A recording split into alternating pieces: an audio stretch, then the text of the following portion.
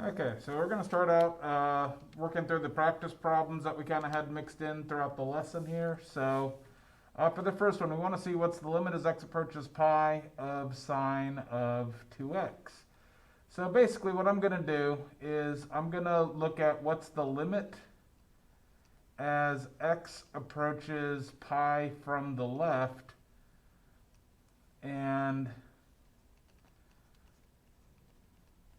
use my calculator to figure that out. Then I'll look at what's the limit as x approaches pi from the right. When we get to section 2.4 and we learn continuity, we'll have a better way of doing this. So I'm going to use, for pi approaching numbers from the left, I'm going to use numbers like, so whenever I want to do pi approaching from the left, I'll use numbers like pi minus 0.00001. That'll be a little bit below pi. And when I'm checking with x values here, it'll be numbers like pi plus 0.000001. So I'll be using numbers slightly bigger than pi itself.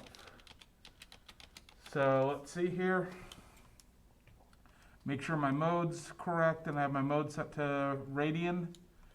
And then I'm going to put in like, all right, what's sine of 2 times pi minus 0.001. And that gives me back something getting close to 0.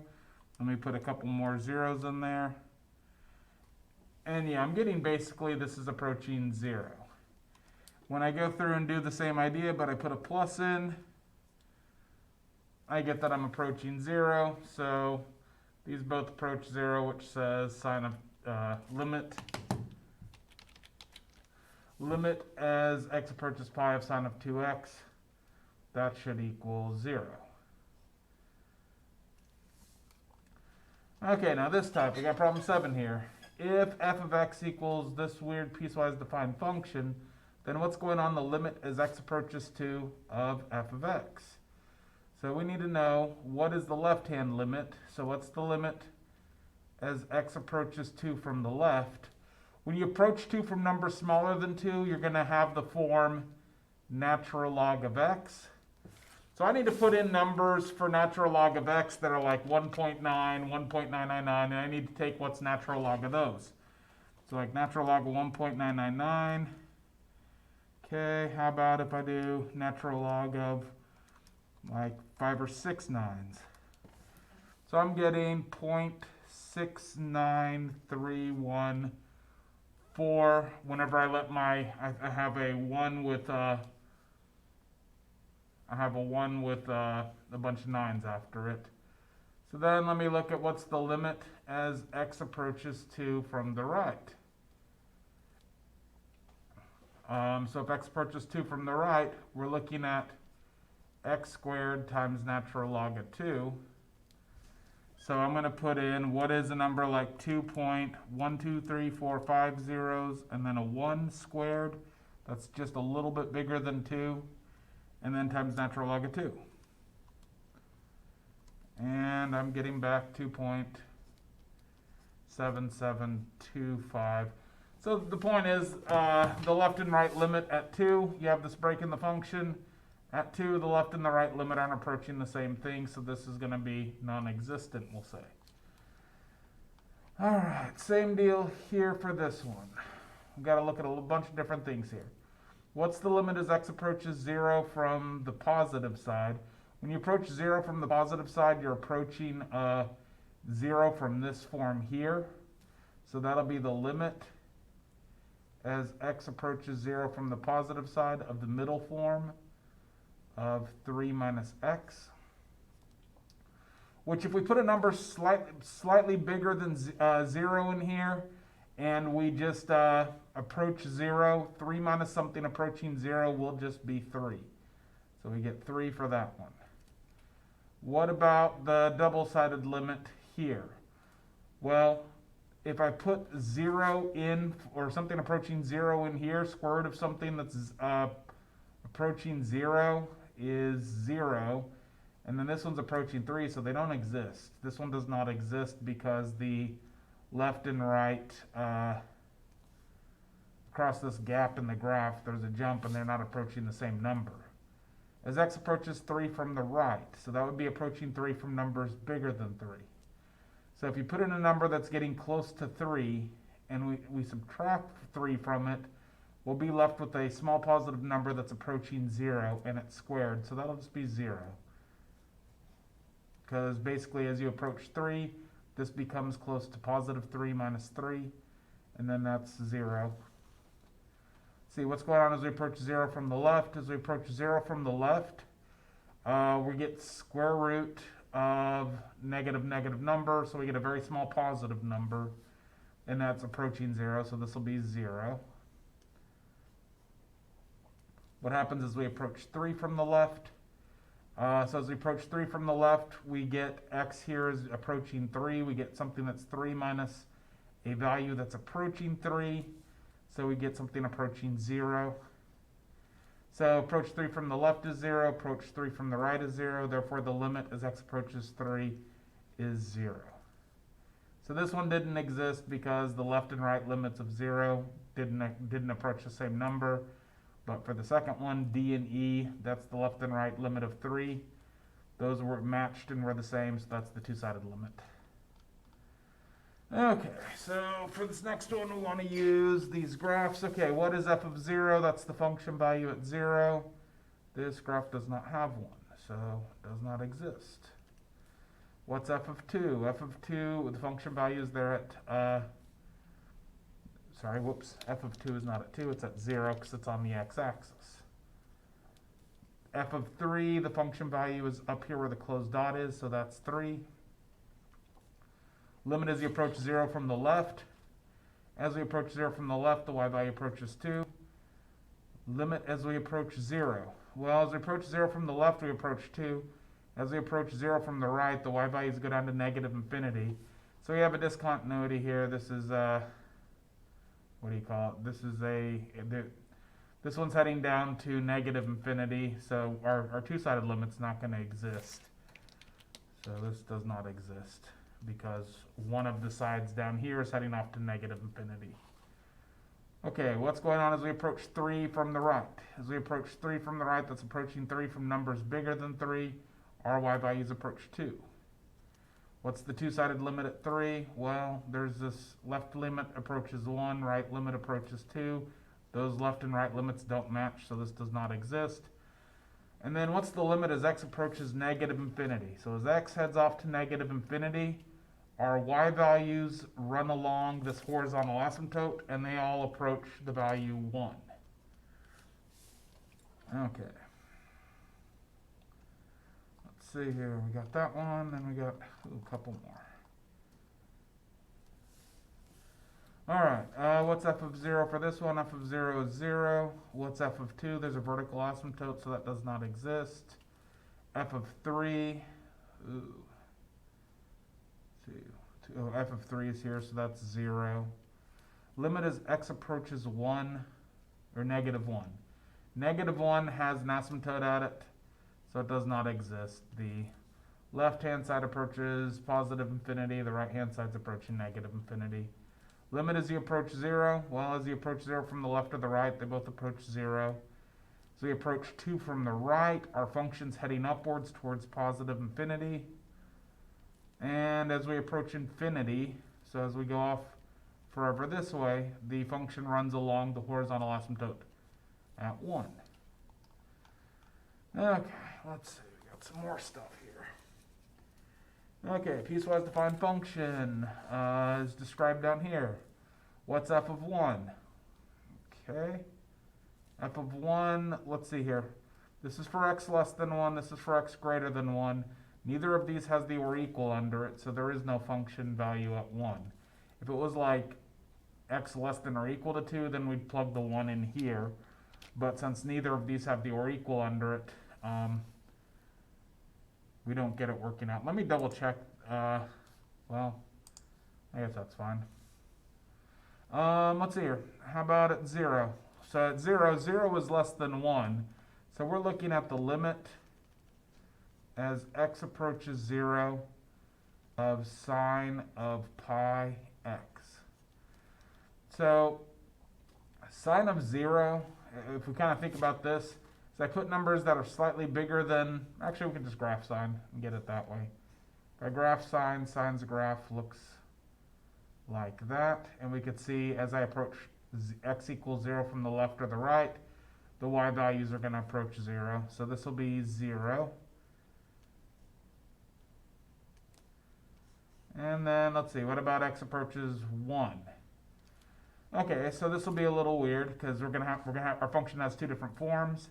So we need to know what's the limit as x approaches 1 from the left of the function, which is the approach 1 from the left. That is sine of pi x.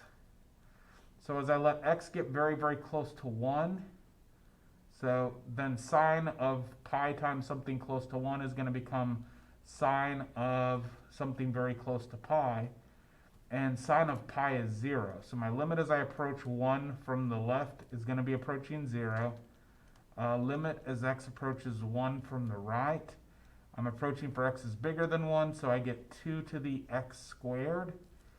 So as I approach a number close to 1, I get 2 to the power of 1, and then that power gets squared. So I basically have 2 to the something approaching 1 that's then getting squared, and I end up with basically 2 to the power of 1 squared. That would be 2 to the first, because something very close to 1 squared is going to still approach 1. So I get 2 to the power of something approaching 1, which is going to be 2. So my two-sided limit here does not exist because the left-hand side is approaching 0 and the right-hand side is approaching 2. Okay, answer the following questions for the piecewise defined function described on the right-hand side. Okay, the function value at -3/2. -3/2 is less than -2, so we're in the top form. So we'll get -3/2 squared, which will be positive 9/4. F of 2. 2, since the or equals down here, we get the bottom form, so it'll be 3 times 2 minus 2. 3 times 2 is 6. 6 minus 2 is 4. Okay. F of positive 3/2. 3/2 is in between -1 and 2. So we get 3/2 plus 6 divided by 3/2 minus, 3/2 squared minus 3/2. I'm going to use the calculator to simplify this down. So I got 3 divided by 2, and then plus 6 up in the top, divided by 3 divided by 2, and that 3/2 is squared, minus an additional 3/2. And then I get, calculator says that's 10. We could work it out by hand, but I don't have a lot of space here, so just to kind of, I'm just trying to show you guys how to check answers on this stuff, so we'll do it that way. All right, let's see here. Limit as x approaches -2. So I have for x is less than -2, I have what happens between -1 and -2. It's not defined, so this does not exist. Since we haven't, our function value doesn't tell us what happens for x's between -1 and -2. And this top function picks up for x is smaller than -2, but not -2 itself because there's no or equal. All right, limit as x approaches -1 from the right. So as you approach -1 from the right, that's approaching from above, will be in this middle form. So we're talking about what's the limit as x approaches -1 of, oops, sorry, I'm writing x approaches -1. It should be t approaches -1 of t plus 6, all that over t squared minus t. So as t gets close to -1 from above, I get the top basically becomes something very close to -1 plus 6, which would be getting close to -5. The bottom, I'll have something close to -1 squared. -1 squared is going to get close to +1. And then minus something approaching -1. Minus -1 will be 1. So I'll have 1 plus 1. So the bottom will be close to 2 in this situation. Limit as x approaches 2. 2 is in this bottom form. Okay, well, we've got to check the two-sided limit. So we knew where the function value is, but the two-sided limit, because we approach 2 from above, will be in the bottom form. We approach 2 from the left, will be in this form here. So I'll do the scratch work kind of off here. We'll say, all right, what's the limit as x approaches 2 from the left of t plus 6 over t squared minus t. So as I approach 2, as I get close to 2 from the left, that'll be numbers like 1.999. So something like 1.999 plus 6, that's going to approach 7.999. So the top will be close to 7. Sorry, 8. 7.999 will approach 8. Something approaching 2 being squared will approach 4. And then, whoops, it's minus something approaching 2. That would just approach 2 itself. I wrote another x there. It's supposed to be t. Keep doing that. So let's see here. This will be 8 divided by 2. So this one approaches 4. So let's check the right-hand limit. So limit as t approaches 2 from the right-hand side. Our function form will now be, we're approaching 2 from numbers bigger than 2, so it'll be 3t minus 2 that we're looking at the limit of. As t approaches 2 from above, so as this becomes like 2.00001, we'll multiply it by 3. 3 times the number approaching 2 will approach 6. 6 minus 2 is 4. The left-hand limit's 4, the right-hand limit's 4, so here's a case where the left and the right-hand limit agree, and they both equal 4. And the final thing is we want to check what's the limit as t approaches 0 of f of t. Well, if we look at this, as the top number approaches 0, we get kind of 6 over, as the bottom number approaches 0, we get 0 minus 0, which would be undefined. It'll be 0, 6 over 0. It's going to be like some sort of asymptote there, so this does not exist. It'll cause division by 0, so it generates some sort of asymptote. Again, 0 is in between -1 and 2, so that's why we're looking at the middle form there. So that'll probably be a type where something goes to infinity and something else goes to -infinity. Okay, let's see, last one here. So this one's just basically, it's not really kind of like the other limit stuff, and it has this derivative symbol that we haven't talked about yet. But we're only going to focus on part B of it. So find the coordinates of all points on the curve. So here's our curve. So we're not actually doing calculus yet. We're just kind of looking at this curve. And we want to find all points at which the line tangent to the curve at that point is vertical. Okay, so this is something that this probably should have held off to chapter 3 to put this thing in there. But line tangent to the curve is going to be represented by this. This right here represents the instantaneous rate of change. So we're saying line tangent to the curve is what this value represents. So we're asking, when is the line tangent to the curve vertical? So we're asking basically, when does this dy dx, vertical lines have no slope, so when does this not exist? And if it's based on this equation here, it's going to turn out, I kind of grouped it in here because we're looking for vertical asymptotes. And that's going to occur where the bottom equals 0. So we're going to set, okay, where is the bottom 3y squared minus x? Where does that equal 0? And let's see here. The line tangent to the curve is vertical. So we get 3y squared minus x equals 0. Then we want to try to solve this. So we can get 3y squared minus, or I guess we could add the x across and get that equals x. So x is 3y squared. And then we can look at this equation they gave us here. And we can plug that we know what x is equal to. X is 3y squared. So that'll let me replace the x here with the 3y squared, and I think we can solve it that way. I hope this isn't circular. Let's see. So we'll get y cubed minus, instead of x, we got a 3y squared times an extra y equals 2.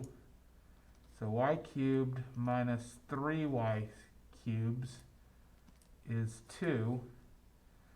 So y cubed minus 3y cubed, that will be y cubed, okay, let's factor out, that'll be negative 2y cubes equals 2. We divide it across, that'll be where y cubed equals 2 over negative 2 is negative 1. So we want to know, where is a y cubed equal to negative 1? Well, y cubed equals negative 1, where y itself is negative 1. So this basically, cube root of negative 1 is negative 1. So this tells me that my y value is negative 1. And then now that I know my y value is negative 1, I can plug negative 1 in here.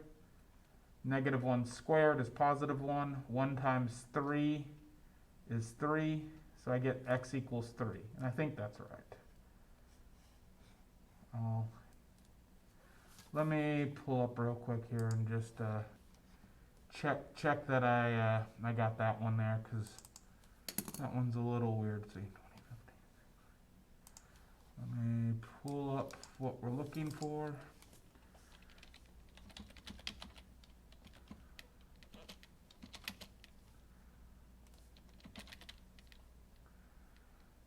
Okay, let's see here. So this was 2015, problem 6B. So 2015, problem 6, part B. And so here's what they said for that one. Look where the bottom equals 0. They substitute in, they get y is negative 1, x is 3. Okay, so everything looks like we got that one right. I was a little unsure about that, so I wanted to double check my work on it. And that should wrap up kind of all the little practice problems we got there. So we'll stop there and